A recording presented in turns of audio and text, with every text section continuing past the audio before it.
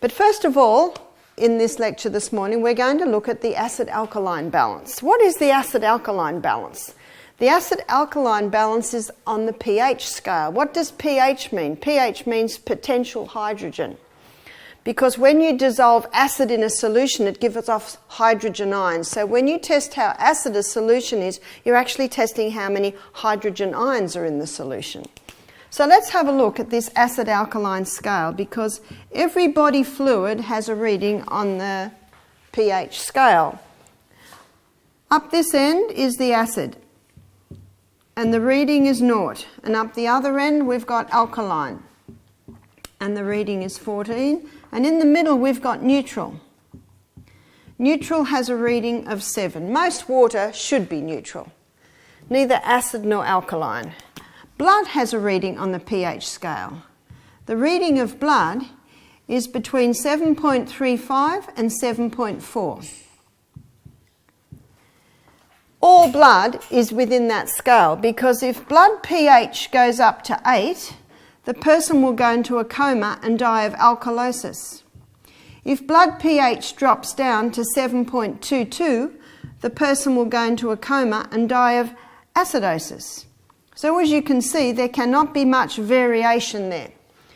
Now, I've said this a few times this week, that the body is continually working to keep you alive. You were designed to heal. We don't have to worry about the pH of our blood, because it is within that scale. There are 2 organs in your body that are constantly working to keep it within that range. One is your lungs. Did you notice this morning when you started climbing a hill that you started to breathe deeply? The reason you start to breathe deeply is because your muscles are burning up a lot more oxygen, and they need more oxygen, thus breathing deeply to get more. But one other thing's happening. As the oxygen's being burnt in the little energy cycles in the cell, the gaseous waste is being given off, carbon dioxide, and as carbon dioxide builds up in the blood, it creates an acid condition. So the breathing deeply gets more oxygen to alkalize, more carbon dioxide out to keep that balance. In fact, we don't choose to breathe deeply going up a hill, do we? It just happens whether we like it or not. So your lungs help to keep the acid-alkaline in the blood at the right level. The other organ is your kidneys.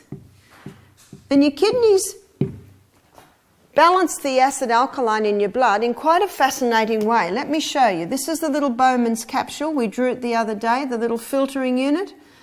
And there are 1 million in each kidney. These are the tubules where the waste is taken away. There's the filtering units. So the blood goes in. The blood weaves around the filtering units and comes out, and it weaves around the tubules. 1,800 litres of filtrate is filtered out of that little Bowman's capsule in a 24-hour period. That's out of your 2 million little filtering units. 1,600 is reabsorbed approximately, because approximately 1.5 litres is urinated out. So it's in this reabsorption section of the kidney where the tubules weave around is where the pH is balanced. If the pH of the blood is getting too acid, it is here that extra acid is dropped into the tubules to be urinated out.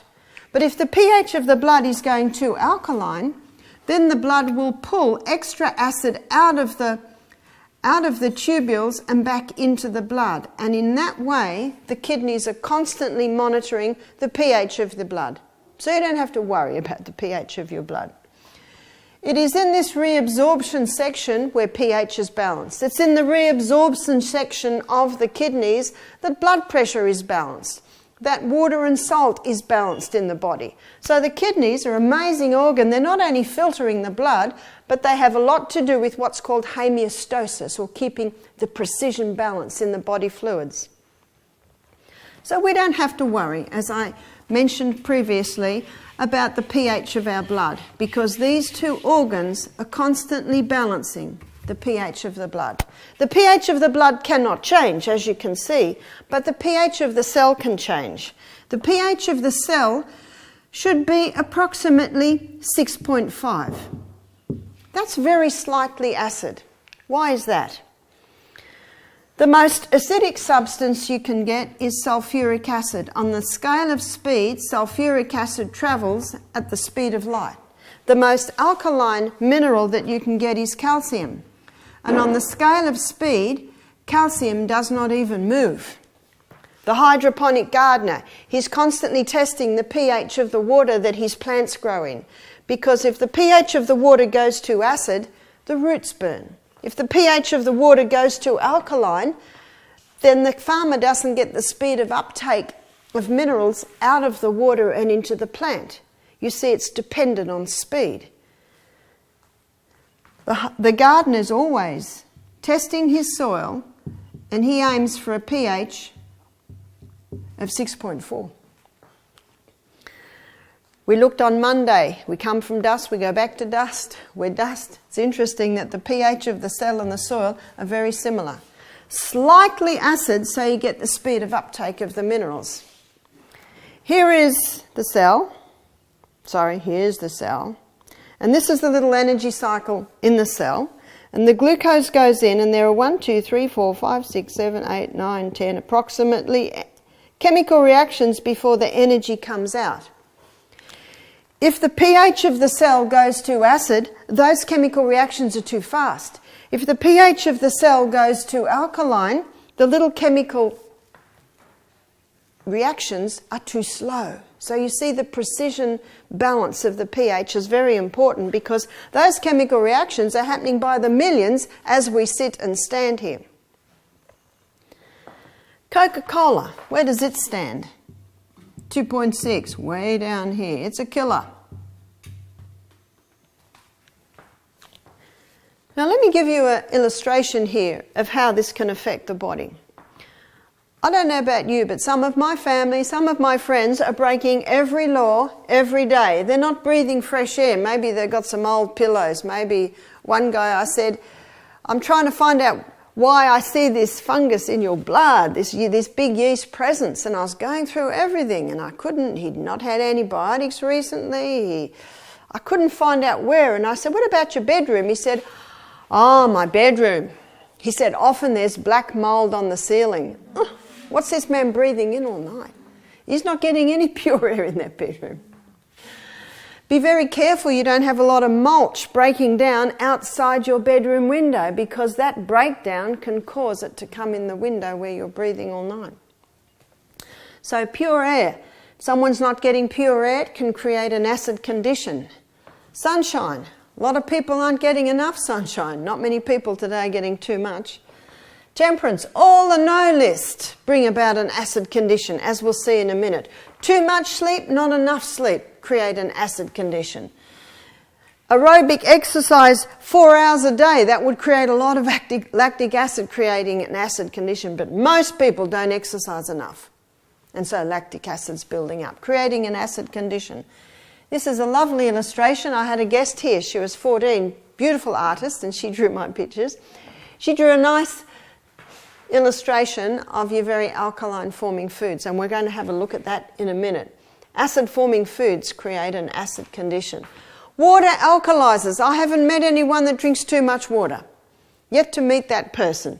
Dr. Christopher in America, he said, here's a sign to see if you're drinking too much water. You put your head on the side, and if the water comes out your ears, in other words, it's virtually impossible to drink too much water. There is a story of a girl who was in the newspaper that died from drinking too much water. She was actually doing an experiment with some others. They were going to see how much they could drink without urinating. She got up to 35 litres. So don't drink 35 litres of water without urinating, okay?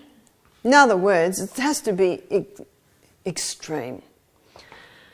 Water alkalizes. Stress, worry, anxiety, tension, distress. Patrick mentioned the other day, difference between stress and distress. Absolutely. I said to a guy one day, do you have much stress in your life? He said, yeah, and I love it. Work really well with it. And I thought, I must define this a little bit better.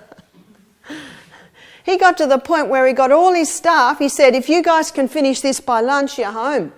And he said half a day his staff are doing more than they used to do in a full day. A little bit of stress on them to get it done. There's nothing wrong with stress. It's right. It is distress.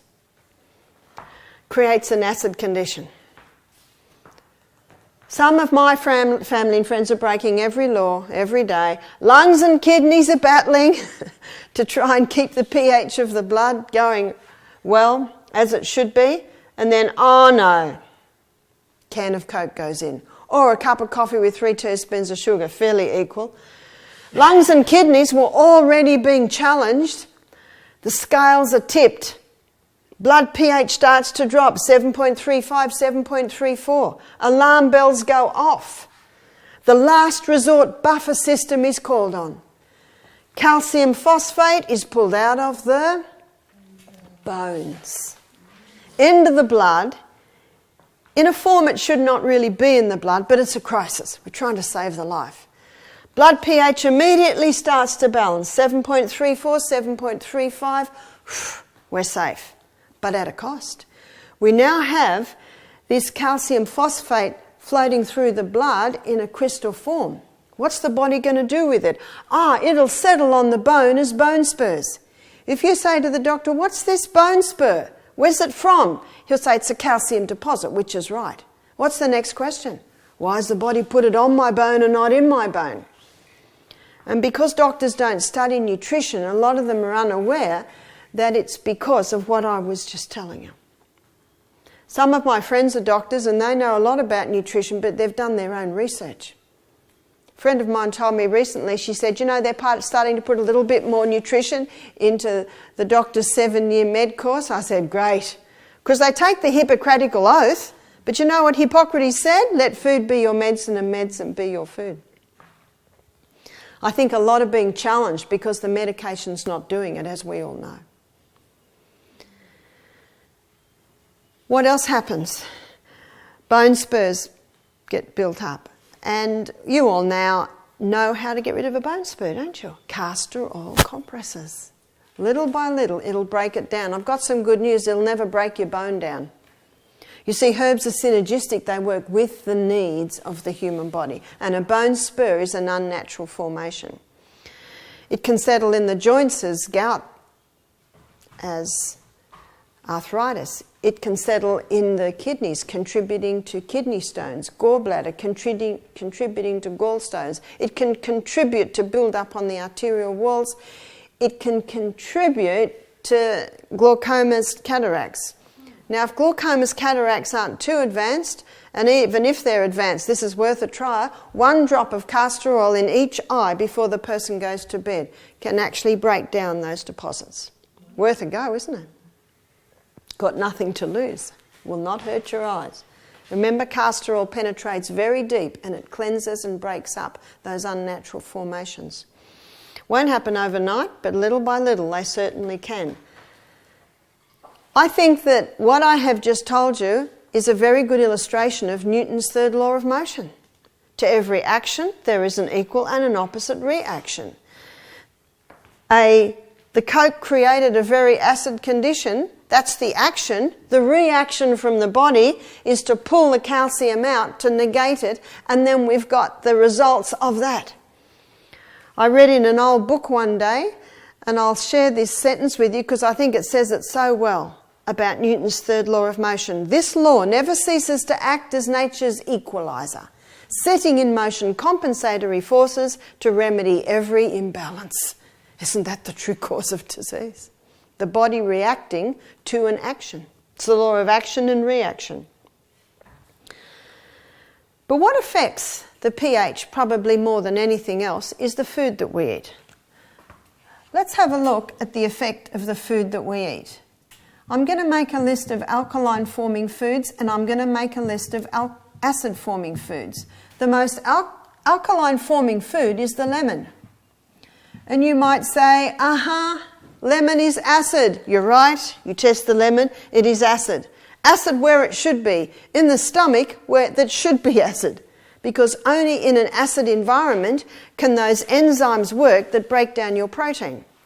But when the lemon is split into singular structures, absorbed into your little villi, gets into your blood, goes to the liver, and the liver sends that glucose from the lemon to the fuel to be burnt as fuel. Let's follow that little molecule of glucose way down into the energy cycle in the cell where it is burnt. All matter, when it is burnt, leaves an ash. And the food we eat, when it is burnt, inside every cell in the body is no exception. The lemon leaves an alkaline ash. The food that I will write here will leave an acid ash. How so? It's to do with the mineral content of the food. So lemon is high in your alkaline minerals, which are calcium, magnesium, sodium and potassium. So these foods, especially the ones that I'm writing first, I'm writing the most alkaline down to average alkaline, are very high in your alkaline forming minerals. The second is the dark green leafy vegetables. Dark green leafy vegetables are the highest form of the magnesium. When you see dark green veggies, you know what you immediately think in your mind? There's my magnesium. There's my magnesium. When I did my nutrition course, I was astonished at the amount of minerals that you'll find in your dark green leafy vegetables. Remember that vegetables are high in fibre, high in minerals, low in sugars. Your fruit is high in fibre, high in sugars, low in minerals. And that's why when you broke your fast yesterday, you broke your fast on a vegetable meal, because we needed to bring in the real alkalines for the first meal. Dark green leafy vegetables. Aussies are getting better, aren't they? About 15 years ago, when I was a single mother, I was growing a big crop of cos lettuce. I didn't realise it was going to get so big, but we're in this little original homestead on a big property and there was cow manure everywhere. So I used to pay my children, I don't know, $2 a big load of cow manure, and I had heaps. So I'd dig a hole in the garden, put the cow manure in, dig the next hole and put it on top of that, and then I'd put a little cos lettuce seedling in. Well, the cos lettuce got very big, they were about this round, and when I pulled them out of the ground, their root system had totally encased this lump of cow manure. Now these were great cows, they weren't fed any rubbish, and this is one of the problems with some manures today, is what the chooks are being fed or the cows are being fed. So I went to the local fruit and veggie shop, I knew him, and I said, Andrew, I've got all these cos lettuce, I'll just give them to you, I just don't want to see them wasted. He said, thanks a lot, I'll try, but he said, I don't think anyone will buy them.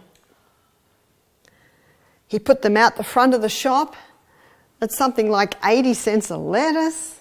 People would walk past them, buy their cos lettuce, where the lettuce leaves were looking a little sad and they just wanted their white little centres. Jamie Oliver's done a lot for Australian cooking, hasn't he? Because Aussies will buy cos lettuces today. And I love the cos because nearly every leaf has that dark green. And that's what you're looking for. How many Aussies throw away the good bits and eat that white heart? I don't think so much now. At least Aussies are eating cos lettuce and even salad mix. But buy your organic salad mix, because the salad mix that's not organic, they do soak it in some chemicals. It's a bit scary, isn't it? So your dark green leafy vegetables. Every day we should eat some form of dark green leafy vegetable. If you don't, you'll have to take a couple of doses of green barley. One man came here and he was about 65 and he would not eat lettuce. And he heard this lecture, and on Thursday lunch he started with lettuce. Because I think you'll agree with me, we serve beautiful dressings. Yeah? And if someone thinks the salad is too bland, put the dressing on. You can get beautiful dressings.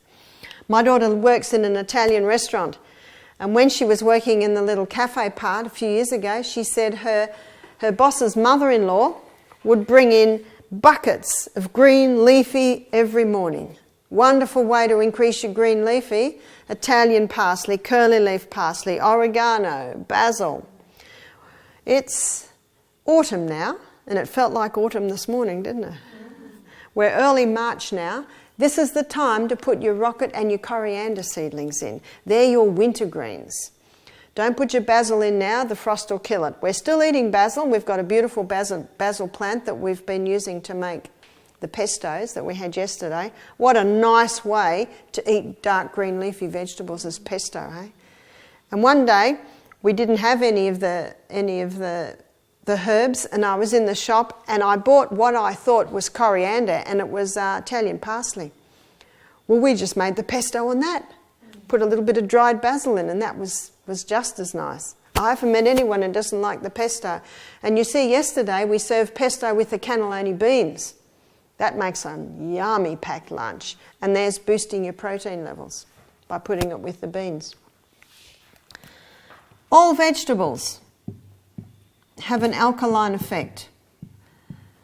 For some people, though, there is an exception. And this is the nightshade group of vegetables. So we'll put them under the question mark. For some people, the nightshade group of vegetables have an acid effect. So that's your tomatoes, that's your capsicum, eggplant, and the fourth vegetable in this family is potato. And I'm not referring to the sweet potato, which actually is not a potato, it's a yam. I'm referring to what the Fijians call the white man's potato or the Irish potato.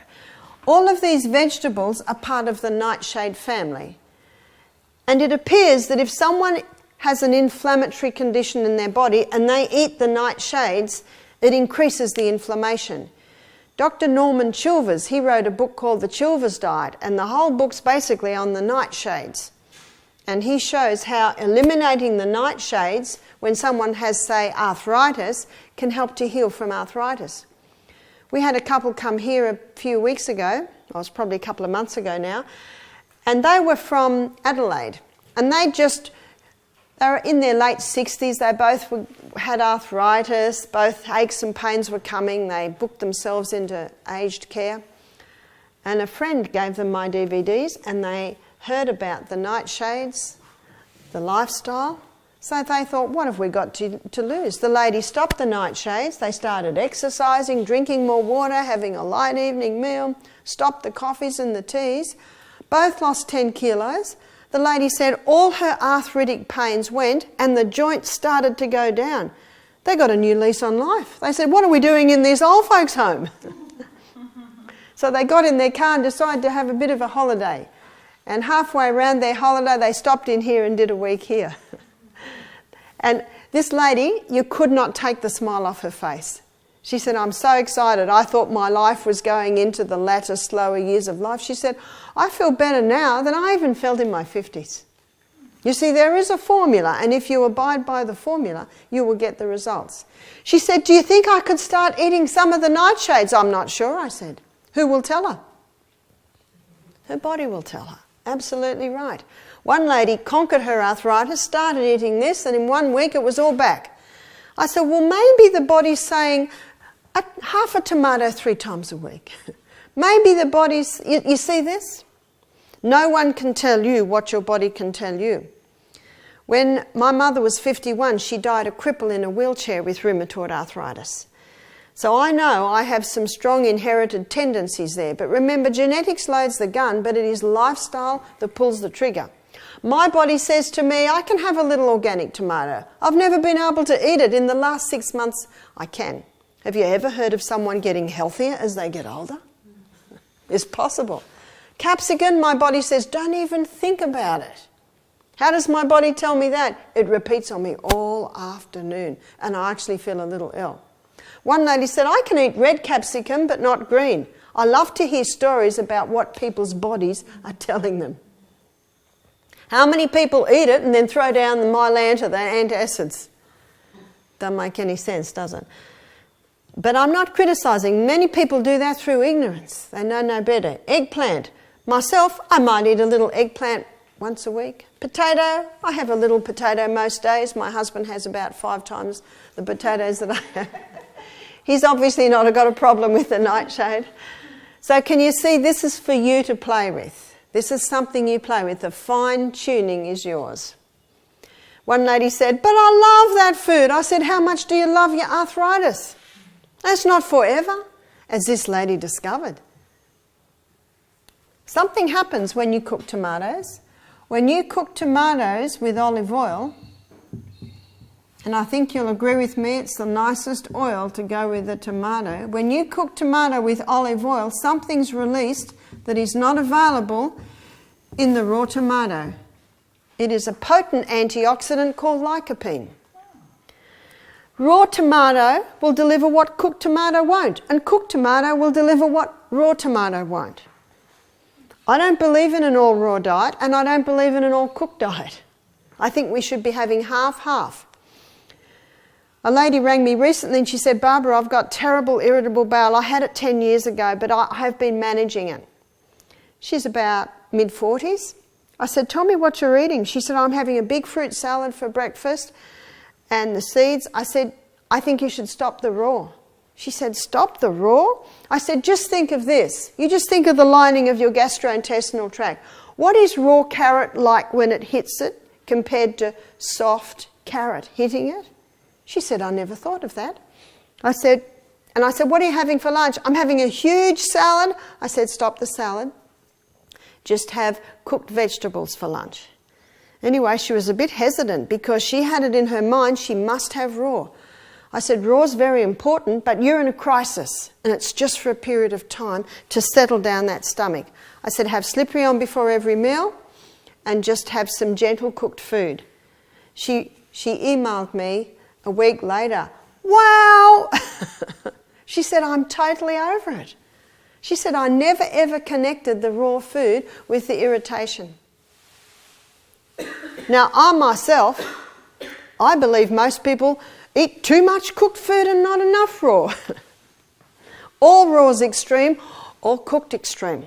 On an all raw diet, it's very difficult to get the protein that you need. So it should be a little bit of both. 1 cup of cooked legumes, say lentils, will deliver 15 grams of protein. 1 cup of lentil sprouts will deliver 6.9 grams of protein. Can you see sprouting it? Even though, it's certainly very digestible, you actually bring it back to a plant. And you have to be very cautious with sprouts, especially in hot weather. They mould very easily.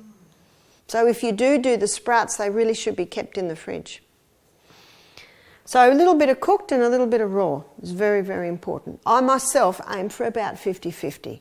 And I had a lady come here who was absolutely huge. She went on a raw diet for a week. It was very good for her.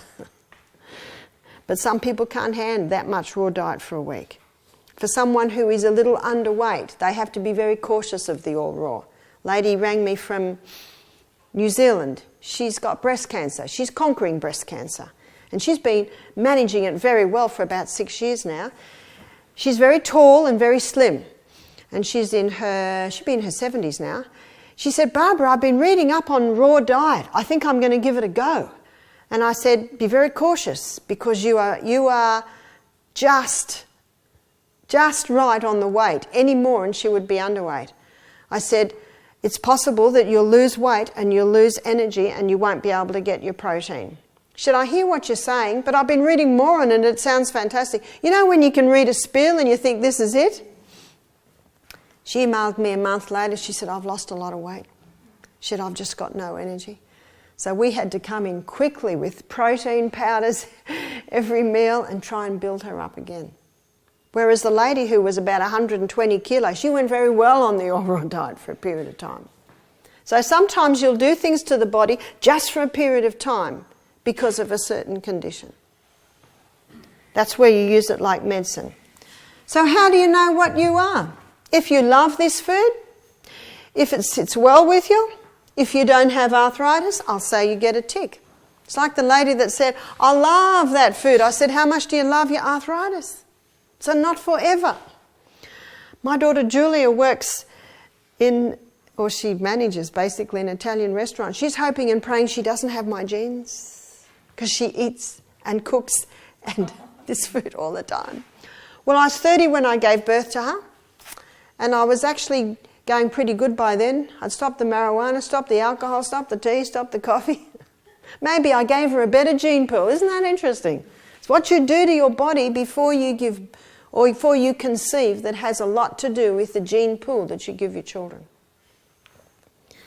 She's, how old is she now? She's 38 now and still enjoying this food, so maybe she can do it. Fruit. Fruit has a question mark.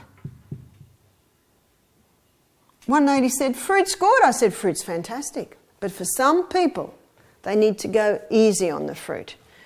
Let's say someone has a yeast presence in their body and they eat a lot of fruit. The sugar in the fruit will feed the yeast. And by consuming the sugar in the fruit, the yeast gives off acetic acid. It gives off lactic acid. It gives off uric acid. And it gives off alcohol, creating the very condition that yeast fungus love to thrive in. That can bring the pH down to 5.5. And in a 5.5 environment in the cell, this is where fungus thrives. It's also where cancer thrives. This scale is logarithmic, so the drop of 1 point has quite a dramatic effect in the body. The drop of 1 point means 60% less oxygen available for the cell. Woo! Remember, cancer cannot thrive.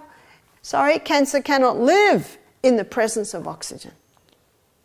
Can you see the ramifications of the cell pH? How important it is. It's the precision balance that your body runs at. And your body's constantly trying to get your cell pH at 6.5. And as we go through this, you will see how you can do it. So if someone has a yeast presence in the body, I would say reduce the fruit right down. Maybe even just to Granny Smith apples and grapefruit. I think everyone should go on an antifungal diet in winter because that's when the Granny Smith apples and the grapefruit are at their best. Would do everyone well to have a midwinter yeast cleanse in their body. Almonds. Almonds are called the king of all nuts, and they deserve the title because they are the most alkaline nut. They are the nut that is the highest in protein. 26 grams of protein to a cup of almonds. I don't suggest you eat a cup of almonds. I was at a conference one day. It was an advanced medical symposium, about 150 dentists, doctors, nutritionists, and I was sitting next to a nutritionist, and she just had lunch and she's eating this meat and she's trying to get it in, and I said, not enjoying it? She said, I hate it, but I have to eat it to get my protein. I said, really? Have you tried vegetarian? She said, I did. I was eating a cup of almonds a day and I got an allergy to them. I said, what about the legumes?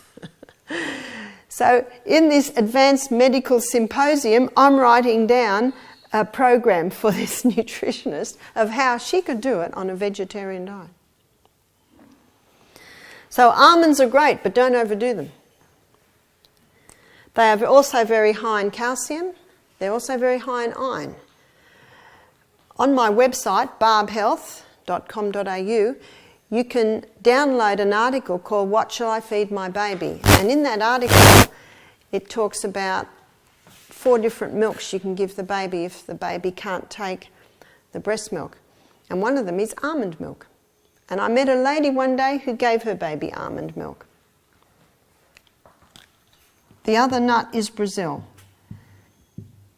Brazil nuts are grown in Brazil, and they're not sprayed in Brazil. When they come into Australia, they are sprayed, but I was reading an article by a man who loved his Brazils. He said, the good news is it's just a surface spray to kill off any bug that's on the nut, and it dissipates. So Brazil nuts are fairly safe. How important are Brazil nuts? Brazil nuts are very high, in fact about 10 times higher than any other food, in selenium. Selenium is a very important mineral in the body, and mercury has an affinity for selenium. So when people have mercury fillings in their mouth, they're usually low in selenium. Selenium is used by the thyroid gland to convert iodine into thyroxine. So very important to have Brazil nuts every day. Only 5 Brazil nuts a day will give you all the selenium that you need for that day. So you can have someone who's suffering from thyroid problems because they're low in selenium because of the mercury fillings in their mouth, or because they're eating tuna and salad every day because they've been told that that's a very healthy lunch. These are 2 nuts that I eat every single day. They're the 2 Brazil nuts. Sorry, they're the 2 alkaline nuts. Soy. Soy is an alkaline legume. Lentils. Did you enjoy the red lentils this morning? They're delicious, aren't they? I could give them to my husband every morning. He loves red lentils and avocado on sourdough toast. His favourite breakfast. I myself like a little variety, so maybe I'll cook them for him 3 mornings a week. And they're very quick. They cook in about 10 minutes. So lentils and lima beans. Lima beans are a big white legume. Very delicious legume is the lima bean. They cook up really nice and soft. What about grains? Millet. You tasted millet for breakfast. It's a delicious grain, isn't it? I think it's one of my favourites. It's a light, sweet grain. Millet is a little different to other grains. Instead of 2 cups of water to 1 cup of grain, you've got to do 3 cups of water to 1 cup of grain when you cook the millet. And always buy hulled millet. If you buy millet with its hull on, you can cook it for 2 weeks and it'll still be crunchy. Some people don't mind it, but if someone's got some colon problems, it might irritate a little. Quinoa. This is a grain Aussies are just beginning to become familiar with. It's spelt quinoa, but it's pronounced quinoa. The Aztecs love their quinoa. Aussies are starting to get familiar with it because it's a gluten-free grain. So is millet. Buckwheat. It's interesting that your alkaline grains are all your gluten-free grains.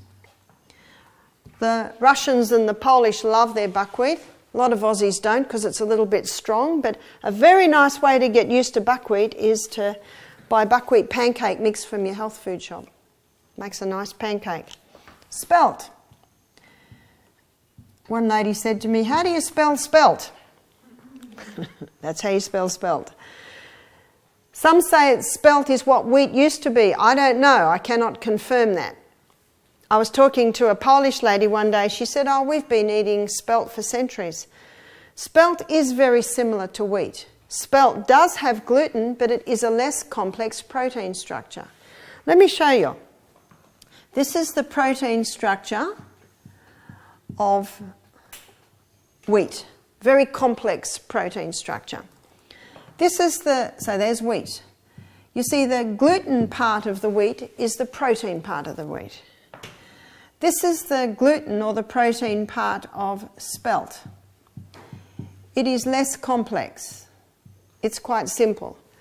And when you turn your spelt grain into a bread by the sourdough method, so making sourdough spelt bread, that breaks the protein complex down even simpler. People with celiac often cannot handle spelt or even spelt sourdough bread, but people who are gluten sensitive or gluten intolerant, they can handle the spelt. And some cannot handle the spelt, but they can handle it as a sourdough.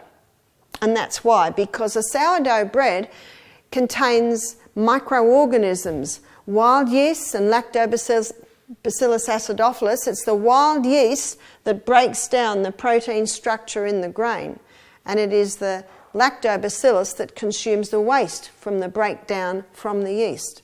So when you eat sourdough bread, you're actually eating pre-digested grain. It's a lot easier for the stomach to break down. Why are so many people gluten intolerant? I would say 75 to 80% of guests that come here are either sensitive to gluten, gluten intolerant, or the severe sign is celiac. Why is that? There are 4 reasons. One is babies are being fed starch too young. Strange things are happening today. People are feeding babies food and human beings, adults, are drinking milk. Isn't that strange? We don't think it is because we're so used to it. It's only the last 100 years that babies are being fed food. Now, when I was a young mother, I didn't like the way mothering happened. I didn't like that you had to buy all these contraptions and all these special foods and formulas. So I decided that I would make island women and African women in villages my mentors. And I was going to mother like they did. I slept with my babies, I breastfed my babies, I carried my babies in slings until they could walk, and I didn't feed them. And I didn't feed them because they didn't have teeth, because that defied reason to me. I thought babies should not eat until they can sit, till they can get the food, until they have something in their mouth to chew it. Does that make sense? You know, there's been a death, no one attended the funeral because no one knew he'd died. It was the death of common sense. Isn't that right? We may not be doctors, but we have common sense. So that's what I did. My babies had lots of wet nappies, they were happy, they were well padded. I thought, they are not giving me any sign that they need any more. Some people want their babies to sleep through the night. Well, my baby slept through the night from about 2.5 years. And I just slept with them. And if they woke, I just stuck them on. And people would say, give them something at night. They'll sleep through the night. Give them something at night. They're so knocked out from this food that they can't digest that they go, bit scary, isn't it? The fact is that the first teeth are the 4 up the top and the 4 down the bottom. They're tearing teeth. And they come when a baby's between 7, 9, 10 months of age. The next teeth are the molars. The molars come through here and they appear between 14, maybe 20 months of age. Now those molars are grinders. And what do you grind? You grind the grain. So babies should not be having any grain till those molars are there. And science shows us that when those molars appear, something is started to be released in the mouth called Alkaline. Alkaline is not released in the mouth until the molars are fully through. And it is Alkaline that breaks down starch. So when babies are given starch before their molars are there, they cannot break the starch down. I first heard about this when my daughter Emma was in hospital with whooping cough. She was admitted for 6 weeks whooping cough when she was only about 6 weeks of age. And I got to know this male nurse. By the way, my daughter was the worst case they'd ever seen. She got to spasming without coughing. She was preemie, so she was this tiny little thing. When she finally was dismissed from hospital, discharged, she was 4 months old and she was 7 pounds. They didn't expect her to live. And she was under immunisation age. So when my next child was born, I immunised him at 2.5 months, and then he got a terrible reaction. So one of my children got whooping cough, the other one got the reaction.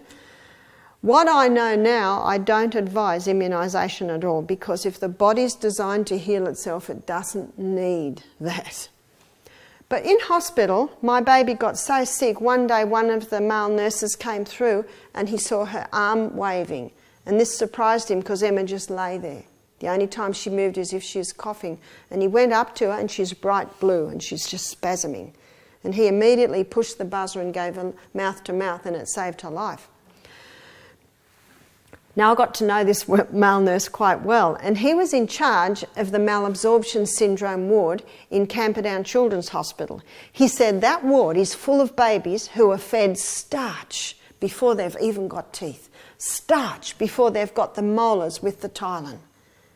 And he was very strong on it. Now Emma's 35, this is 35 years ago. So I got that message very young. He said babies should not have starch till those molars are there. Now you read most baby feeding brochures. Who wrote them? Turn it over. Heinz Baby Food. What are they going to tell you? And then there was a message came out, breast milk doesn't have enough iron in it after 6 months of age.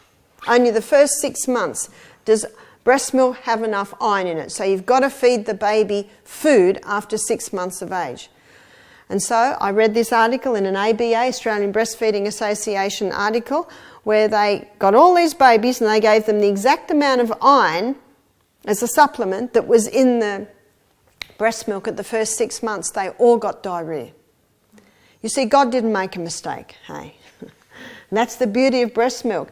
Breast milk, when the baby's 2 weeks old, is perfectly designed for that baby's needs. Breast milk at 6 months, perfectly designed. Breast milk when the baby's 2 years old, perfectly designed. The breast milk changes as the baby grows. You can never get another milk to do that. So I didn't feed my babies food. James, he's 34 today, built like this, you know, biceps like my thighs, master builder, smart guy, strong, healthy, fit. He did not eat any food till he was 16 months old.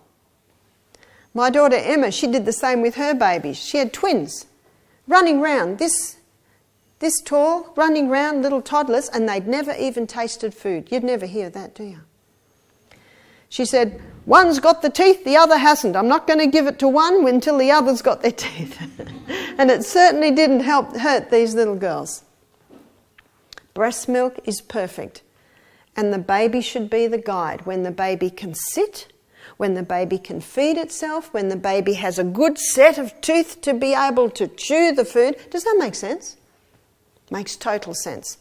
What's happening is we're getting adults in their 30s, 40s, 50s developing gluten intolerance because of what they were fed as babies. So that's one of the reasons we're seeing so much gluten intolerance. Malabsorption syndrome is set up in the gut because this starch is coming down and it hasn't been broken down. Number 2, Aussies overdo gluten. Let's have a look at how many of these foods have gluten. Most cereals, all breads, all cakes, all pizzas, all pies, all pastas. The majority of the food that Aussies eat is gluten. Let's have a look. Wheat bix and toast for breakfast, cake biscuit mid-morning, sandwiches or pies for lunch, cake biscuit mid-afternoon, pasta, pizza for tea. What's that? 100% gluten. It's just overdoing the gluten. Number 3, most wheat in Australia today has been hybridised to produce more gluten. Why? Well, then the pasta doesn't fall apart. Then the bread doesn't crumble because gluten gives it its elasticity. So if you have a look at grain in its natural state compared to grain today, today's grain has sometimes 3 times the gluten as it had in its traditional state. And the 4th reason is most grain today, most wheat today is grown with superphosphates. We had a wheat farmer's wife here, only about 3 months ago. And I was asking her, she said, yeah, they all grow it with superphosphate. We don't do it anymore, we just lease out our land, but they grow it with superphosphate.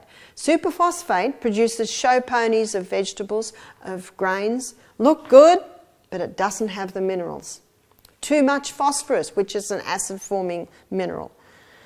You see, when superphosphate's put in the soil, it kills all the microorganisms in the soil because it's so harsh. And it's the microorganisms in the soil that are responsible for pulling the minerals out of the soil and putting it into the plant. So when the human being eats that wheat, it doesn't have the essential minerals that are necessary to break down the gluten. So they're the 4 reasons why we're seeing so much gluten intolerance. So very important, if you know a mother, download the article on my website and just say, read this. Yeah? What was that called again, that website, Barb? Barb Health. The website is Barb Health, www.barbhealth, BARBHEALTH, barbhealth.com.au. All your seeds are alkaline. Down here we're getting to neutral, which is most of your oils, maple syrups, honeys. They're about neutral. The most acid-forming substance you can put into your body is the pure crystallized acid that's extracted from the sugarcane plant. A green leafy food is sugarcane. It is not acid-forming in its natural state. But when you extract that acid called sugar out of it. Have a look at where Coke is. Meat. Meat in its nature, when it's broken down to food and taken into the energy cycles in your cell, is very acid forming. Aged cheese. What's the blue in the blue vein cheese? The blue in the blue vein cheese is mould. So all your aged cheese, they have their flavour because of the yeast. Let me put a distinction here between aged cheeses and fresh cheeses. Fresh cheeses are a pH of approximately 7. So there's your feta. And you can get some very nice goat fetas now.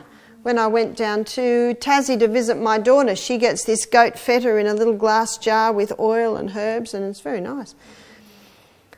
I was at my daughter Julia's in Mildura at the restaurant there. She said, "Mum, let me make you a goat cheese and tomato on crusty sourdough bread." I said, "Goat's cheese?" She said, "This one's nice." She said, "The goat farmers have discovered that Aussies don't like cheese that tastes like old billy goats." So you can get some nice mild ones now. And I think you were telling me, Belinda, about a sheep's cheese. Yeah, you can get some nice sheep's cheeses too. So your feta, your ricottas, your cottage, they are all fresh cheeses. So they don't have the yeast component, so they are on a pH of 7. The biggest concern, of course, about these cheeses is the cows that they come from. But if your family wants to eat cheese, put some feta in the cheese drawer and not your aged cheese. And this week we're showing you how you can make some quite nice cheese alternatives with nuts and seeds. On Saturday we have lasagna for lunch, and there's a beautiful cheese type topping, but it's actually made out of nuts and seeds and garlic and different things, and when it cooks it sets. And caffeine. Oh, by the way, before we move on from cheese, my daughter was in Italy, travelling in Italy, and she said, "Mum, they don't put cheese on pizza in Italy. Most pizzas are really thin and crusty with lots of onion, fresh tomato, fresh herbs, olives. There are some types of pizza that they put a mozzarella on, but it's like a fresh, light one, very much different to one we have in Australia. It's actually an American thing, putting all this cheese on top of pizza." Caffeine. All your caffeine foods and drinks have an acid effect in the body, as can be seen by where Coke sits. One of the dangers too with caffeine is that it not only has this acid effect, but it leaches calcium and magnesium out of the body. So it can be responsible for magnesium and calcium depletion in the body. Alcohol is not a food, but it creates an acid condition. Tobacco is not a food, but it also creates an acid condition in the body. All other grains, all other legumes, and all other nuts create an acid condition. To maintain the cellular pH of 6.5, we need to be having 20 to 30% acid-forming foods and 70 to 80% alkaline-forming foods. That ratio will maintain the 6.5.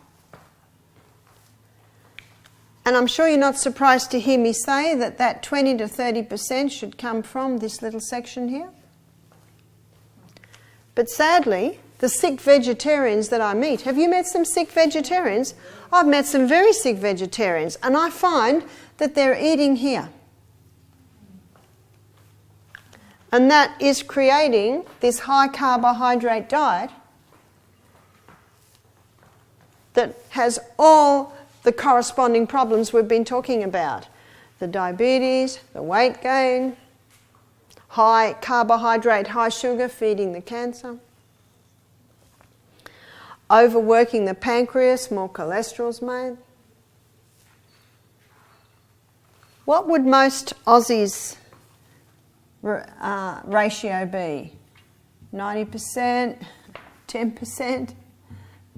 One of the easiest ways to shift the ratio is to increase the vegetables. Increase the dark, green, leafy vegetables. That's an easy way to do it. You see, it's not that this section is bad. This section is very important to keep the balance, because you don't want to go too alkaline either. It's all a matter of balance. The meals that we will be serving you will be an illustration of how you can do it. And the easiest way is just to increase your vegetables and your dark green vegetables. You can actually bring some of these grains over to here a little bit more by culturing them in the sourdough method.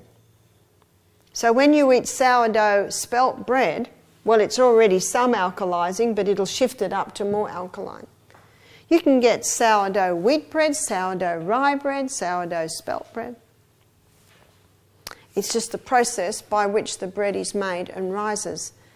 And traditionally, in Europe, that's the only way bread was ever made.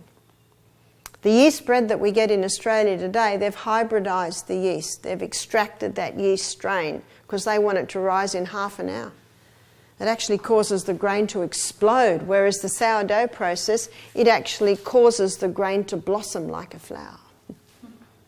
And it's much easier to digest. You can eat sourdough bread hot out of the oven, but you cannot eat yeast bread hot out of the oven. It's indigestible. So again, it's going back to the old ways, isn't it? The old traditional, tried and true ways. I'm going to give everyone a break now. Please have a 5-minute break, and when you come back, we're going to look at fantastic fats.